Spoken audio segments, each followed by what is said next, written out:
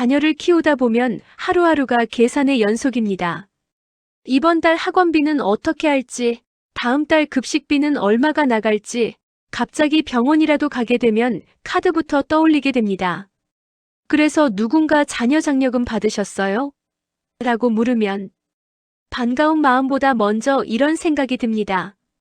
그게 얼마나 도움이 될까? 받아도 잠깐 아닐까? 사실 자녀 장려금은 금액만 놓고 보면 인생을 바꿀 만큼 큰 돈은 아닙니다. 하지만 어떻게 쓰느냐에 따라 생활의 안정감은 분명히 달라질 수 있는 돈입니다. 오늘은 자녀 장려금을 단순한 지원금이 아니라 생활을 조금 더 버틸 수 있게 해주는 도구로 쓰는 방법에 대해 차분히 이야기해 보려 합니다. 자녀 장려금은 어떤 제도일까요? 자녀 장려금은 자녀를 키우는 가구의 부담을 덜기 위해 현금으로 지급되는 제도입니다. 대출이 아니고 나중에 갚아야 하는 돈도 아닙니다. 조건만 맞으면 정상적으로 받을 수 있는 국가의 지원금입니다. 중요한 점은 이 제도가 아주 일부 가구만을 위한 제도는 아니라는 사실입니다. 기준이 바뀌면서 생각보다 많은 가구가 대상이 될 수 있는 구조가 되었습니다. 그런데도 여전히 나는 해당 안 될 것 같아서요라며 확인조차 하지 않는 경우가 많습니다. 그래서 이 글에서는 받을 수 있는지의 문제뿐 아니라 받았을 때 어떻게 써야 실제로 도움이 되는지에 집중하려 합니다. 자녀 요건 그리고 소득 기준 놓치기 쉬운 부분입니다. 자녀 장려금에서 가장 기본이 되는 건 부양자녀 요건입니다. 기준은 단순해 보이지만 의외로 이 부분에서 헷갈리는 경우가 많습니다. 자녀는 해당 연도 12월 31일 기준으로 만 18세 미만이어야 합니다. 이 말은 곧 생일이 하루만 달라도 대상이 될 수도 있고 아닐 수도 있다는 뜻입니다. 그리고 여기서 많은 분들이 놓치는 조건이 하나 더 있습니다. 자녀에게 소득이 있는 경우입니다.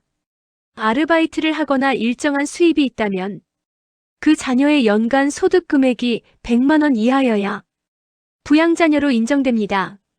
이 기준을 넘게 되면 나이 조건이 맞아도 자녀 장려금 대상에서 제외될 수 있습니다. 실제로 아이 나이는 맞는데 왜 안 나왔을까요? 라는 질문 중 상당수가 이 이유에 해당합니다. 그래서 자녀가 소득이 있는 경우라면 이 부분은 꼭 한번 확인해 보셔야 합니다.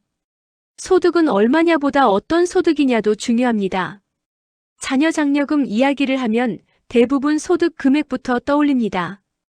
연봉이 이 정도면 안 되겠죠? 우리는 애매해서 모르겠어요. 그런데 여기에는 한 가지 중요한 전제가 있습니다. 근로소득, 사업소득, 종교인 소득 중 하나 이상의 소득이 반드시 있어야 신청이 가능하다는 점입니다. 소득이 전혀 없는 상태라면 자녀가 있더라도 대상이 되지 않습니다. 이 부분을 모르고 있다가 신청 자체가 안 되는 경우도 있습니다. 그래서 금액뿐 아니라 소득의 형태도 함께 확인해야 합니다. 재산 기준, 너무 겁먹지 않으셔도 됩니다. 재산 기준 이야기를 꺼내면 걱정부터 하시는 분들이 많습니다. 집이 있으면 안 되는 거 아니에요? 차 있으면 다 탈락 아닌가요? 하지만 실제 기준은 그렇게 극단적이지 않습니다. 주택, 자동차, 예금, 보험, 주식 등 가구가 보유한 재산을 모두 합산해 판단합니다. 이 기준 때문에 무조건 탈락이라고 미리 포기할 필요는 없습니다. 오히려 소득은 괜찮은데 생활이 늘 빠듯한 가구라면 한 번쯤은 확인해 볼 만한 구조입니다. 언제 신청하고 언제 받을 수 있을까요? 자녀 장려금은 신청 시기에 따라 지급 시점이 달라집니다. 정해진 기간에 신청하면 보통 가을 무렵에 지급이 이루어집니다. 신청을 늦게 하게 되면 지급 시기는 조금 늦어지고 받는 금액도 일부 줄어들 수 있습니다. 그래서 가능하다면 정해진 신청 기간 안에 접수하는 것이 가장 유리합니다. 하지만 늦었다고 해서 아예 못 받는 건 아닙니다. 중요한 건 포기하지 않고 확인하는 것입니다.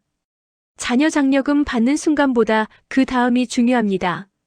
자녀 장려금을 받았다고 해서 생활이 자동으로 나아지지는 않습니다. 이 돈을 어디에 쓰느냐에 따라 느끼는 차이는 아주 큽니다. 가장 흔한 사용 방식은 생활비 보충입니다. 전기요금, 식비, 카드값 일부를 막는 데 쓰고 나면 며칠 지나지 않아 기억에서도 사라집니다. 이게 잘못된 건 아닙니다. 다만 이 돈을 조금만 다르게 써도 체감은 훨씬 커질 수 있습니다. 활용법 1. 고정 지출을 줄이는 데 쓰세요.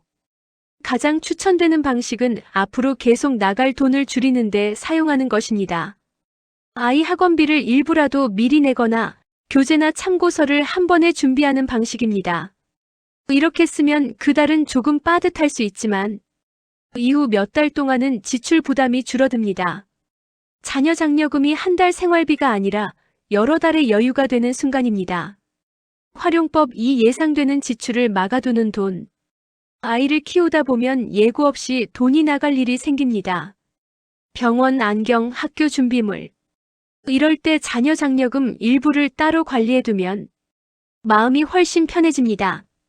전용 통장을 만들어두는 것도 좋은 방법입니다. 돈의 크기보다 심리적인 안정감이 달라집니다. 활용법 3. 다른 지원과 함께 쓰면 효과가 커집니다. 자녀 장려금은 다른 지원 제도와 함께 받을 수 있습니다.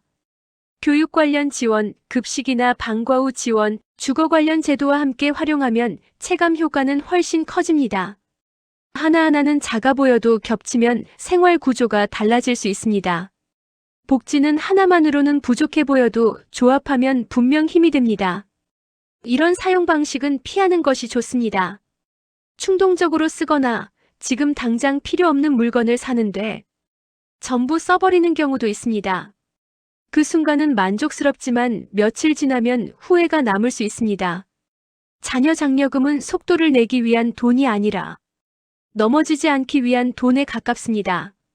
자녀 장려금은 받는 제도가 아니라 활용하는 제도입니다. 자녀 장려금은 누군가에게는 잠깐의 숨통이 되고 누군가에게는 몇 달의 여유가 됩니다.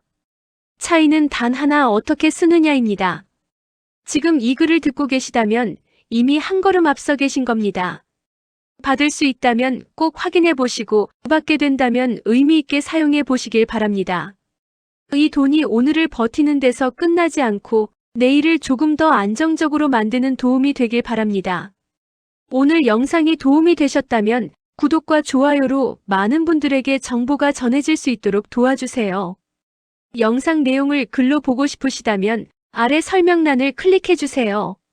앞으로도 알기 쉽고 믿을 수 있는 복지 정보로 다시 찾아뵙겠습니다.